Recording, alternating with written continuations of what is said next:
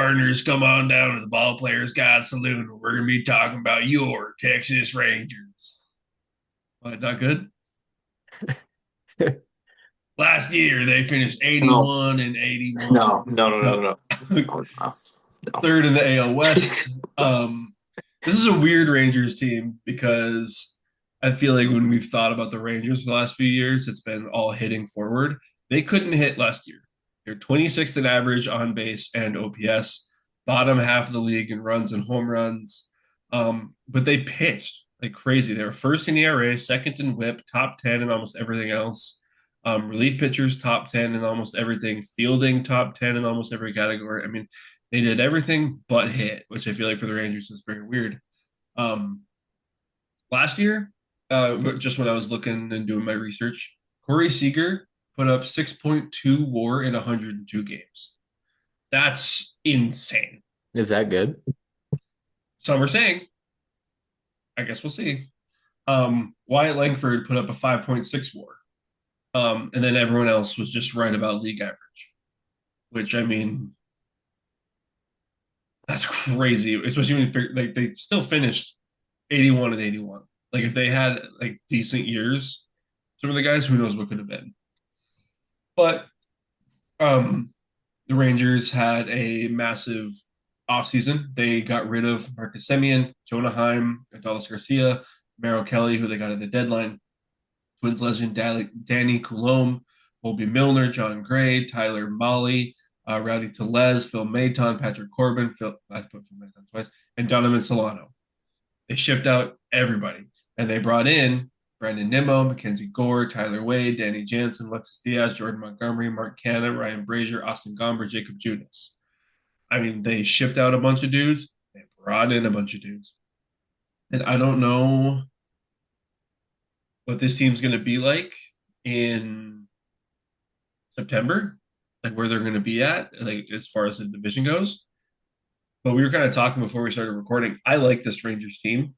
I think they on paper, they're going to absolutely tear the cover off the baseball. They're going to mash. They've got Nimmo, Langford, Corey Seager, Jock Peterson, Jake Berger, Evan Carter, Josh Young, Josh Smith, and Danny Jansen as their starting lineup. Um, I like that a lot. I think you get some bounce back from like Evan Carter, Jake Berger. I think this lineup is really scary. Yeah, it'll be interesting because they pitched, you kind of were talking about this before, they pitched really, really well last year and they didn't hit great. You got 30 starts out of Jacob deGrom last year, which, I mean, is that going to happen again? And then, I mean, of all these I mean, he's going to pitch well.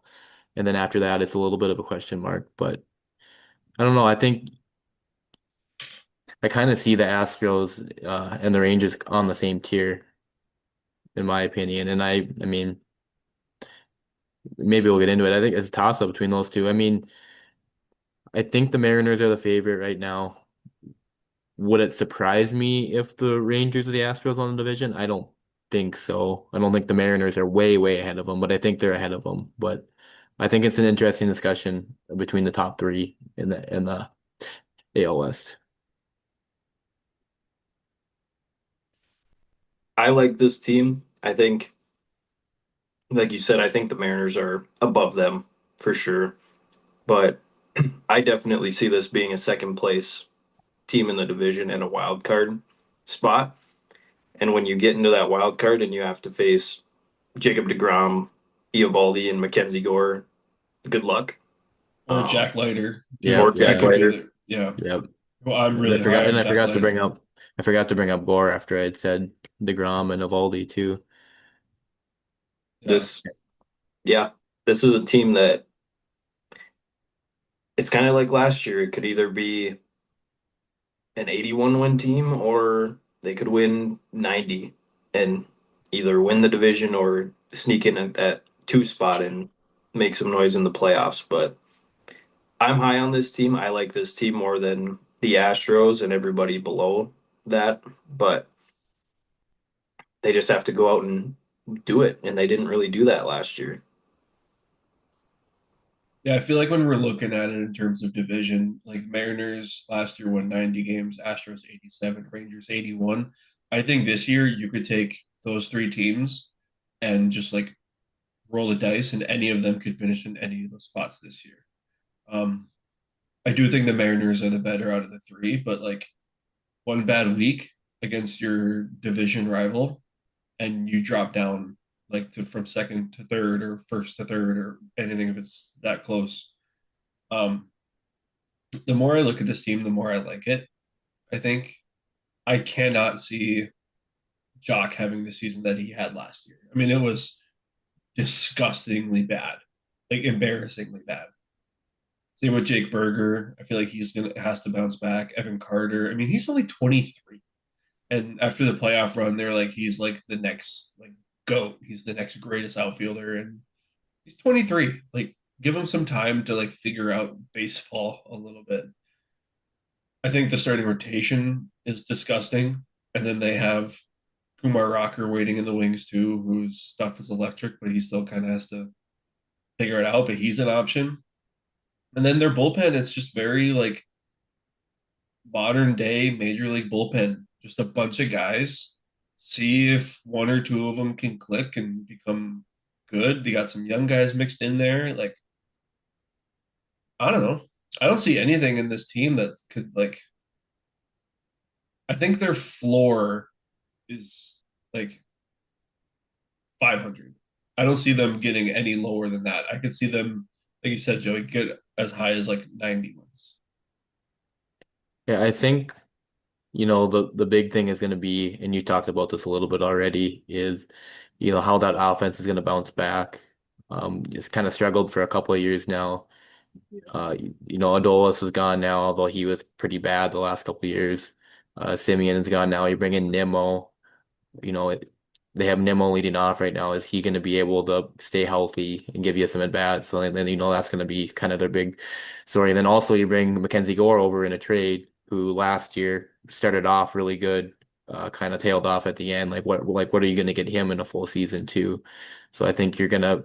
I think a lot of the season kind of relies on what they did this offseason. Like they kind of shook things up a little bit in lineup in their rotation and just kind of see how that works. And they still have their core guys that are really good, but then just kind of see how they built around that. And I agree. I think I wouldn't be surprised at anywhere between 81 to 90 wins. I wouldn't be surprised they fall anywhere in between there. Well, just kind of building up what you said with health for some of the other guys. Like if you look at Corey Seager, who like we were saying, he had 6.2 WAR in 102 games last year. Like his last five seasons, he's played 102, 123, 119, 151, and 95. Like he's had one season in the last five that he's played 150 games or more. His next highest is 123. Like, is he going to stay healthy? Probably not, but why? Um, like what I had to say about Corey Seager. But I don't know if you get a full season out of Corey Seager, you could see like a 9 point player, Yeah. which is crazy. I mean, he's the type of player who can single handedly like take you to a postseason Yeah. and like carry you through a postseason too. I don't know. I like this team a lot. I'm high on the Rangers. I'm low on the Astros. And that's just me. It all Uh-huh. fringes on health. Are they going to be healthy? I hope so, because this could be a really fun team to watch and a really scary lineup to face. You fellers wanna hear some Rangers trivia? I guess. I don't really know anymore. Okay, that's just rude. Okay. I have three more trivia questions for you guys. I know, spoiling you guys. What former Ranger holds the record for most Grand Slams in MLB history?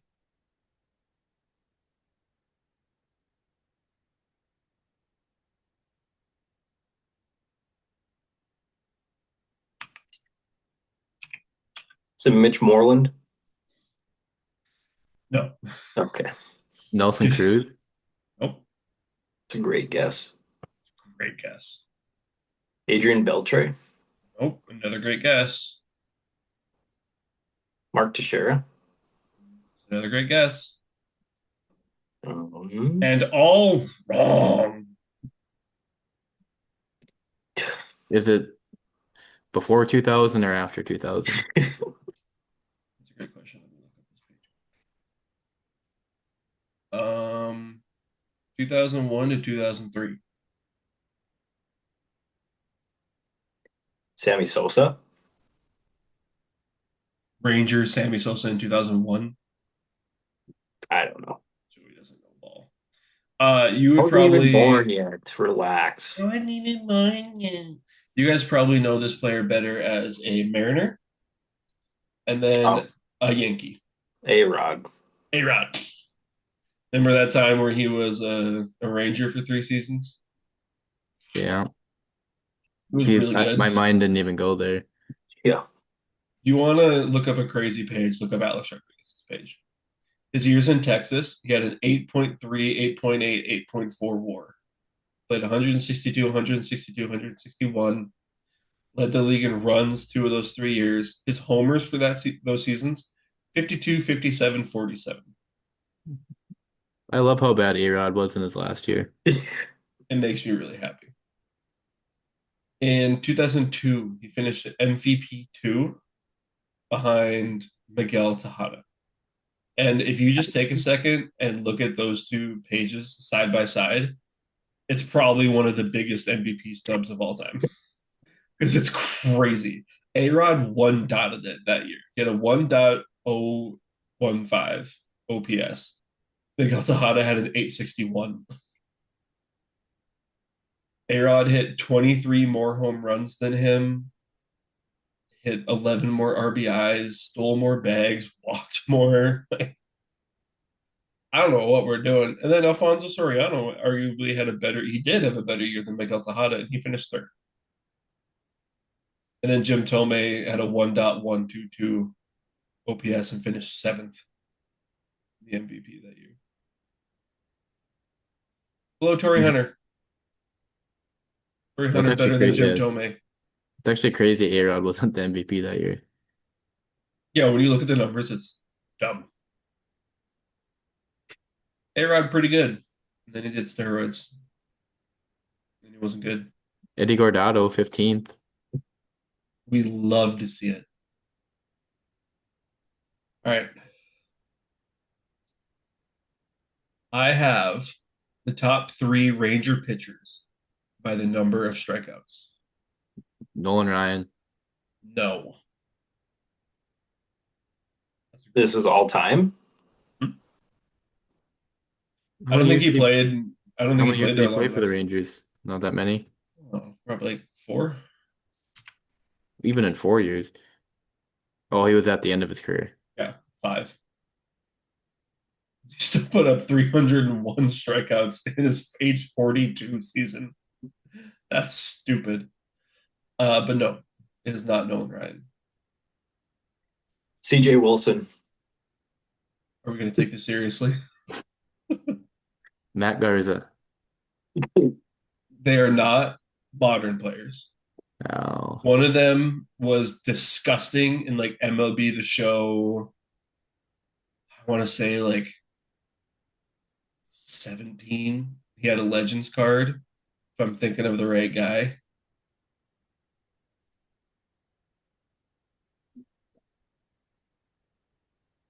I gotta just to make sure I got the right guy. Nolan Ryan is fifth on their list, by the way. they still got the fifth. At the fifth. Yep. This guy is a knuckleballer.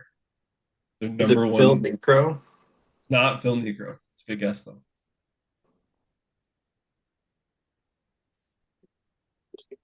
I don't know if you guys have heard of this guy. Charlie Huff. Mhm.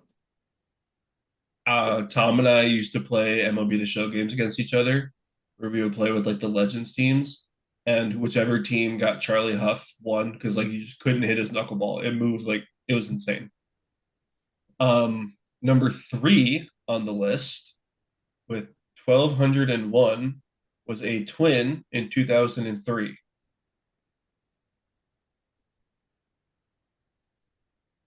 He was old in 2003.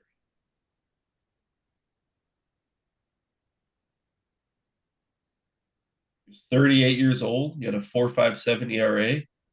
195 innings. He struck out 116 guys.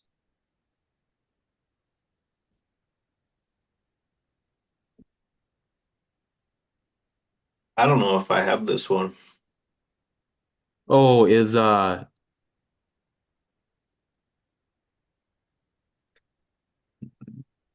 did you Darvish have enough years?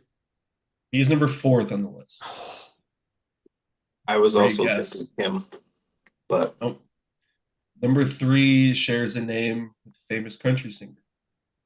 I guess you could say he knew how to fold them. Carrie Underwood. I'm gonna mute you again.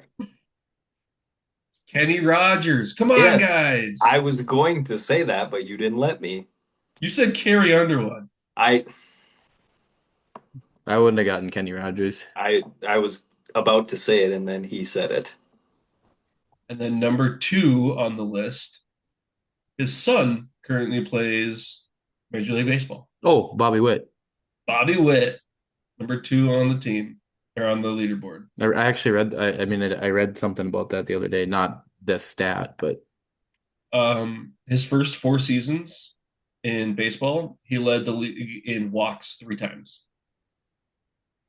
His rookie year, he had 157 and two-thirds innings pitched. He walked 143 guys, almost won an inning. Next year was even worse. He had 143 innings pitched, 140 walks. That's bad. Still played for 16 years in the show. And then last trivia question. One of my grandpa's favorite players of all time was Pudge Rodriguez. How many Gold Gloves did Pudge win in his career? I'll go 7. Oh, Oh, You both say seven? yeah. You're both dumb and wrong. 8, More, 10, more, 12. did he more. win it every year he's in the league? 13 Gold Gloves. Look at his page. It's dumb. He, like, every year, so he debuted in 1991. From 1992 to 2001, he won a Gold Glove every single year. And then he won it again in 2004, 2006, and 2007. He played for 21 years in the show. Good ball player. Some are saying Hall of Fame worthy. He was one of my favorite players growing up. I love Pudge. MVP won in 1999. Good job, Pudge. I was on Charlie Huff's page. Yep. 1987, he started 40 games, That's pitched insane. 285 innings. You know what? I need to see Jack Leiter doing that this year for the Rangers. Yeah. 13 complete games in those 40 starts. And he's just chucking knuckleballs up there the whole time, too. No shutouts either. He was just doing it for love of the game. Charlie Huff, born in Honolulu, Hawaii. Hmm. Gotcha. Baseball's awesome. I just love looking at old dudes. Pause. I was gonna say, can we backtrack on that one and expand a little bit? Some people like Floor is looking at old yours. dudes. Some people looking for that caboose. What can I say? All right, that has been your Texas Rangers. Next episode, we are going to get into the San Francisco Giants and whether or not they're going to be better than the Dodgers. Spoiler alert, they're not. We'll see you next time. Maybe.